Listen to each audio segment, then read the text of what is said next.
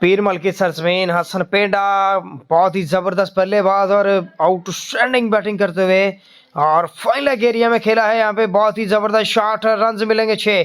Next time है bowler गेंद करेंगे, उठाकर खेला है फाइनल एरिया में, बड़ा शॉट।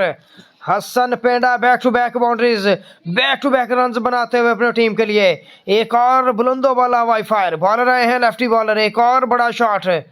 आज छक्कों की यहाँ पे बरसात हसन पेंडा के बल्ले से और स्टाइलिश छक्के। पूरे पाकिस्तान के सबसे बेहतरीन बल्लेबाज हैं, स्टाइलिश शॉटें हर एक बॉल पे नए अंदाज के साथ, नए स्टाइल के साथ छक्का लगाते हैं हसन पेंडा। लाहौर की सरजमीन के बड़े ही तगड़े brand of Pakistan, brand of Lahore, Hasan पेंडा। दोस्तों वीडियो को शेयर करते जाएंगे। जिन भाइयों ने अभी तक पेज को फॉलो नहीं किया उनसे भी रिक्वेस्ट है पेज को फॉलो करेंगे। केसीटी टेलीविजन जो है वो बहुत ही टैलेंट को प्रमोट करता है। दोस्तों आपने भी वीडियो को शेयर करना है और पेज को फॉलो करना है।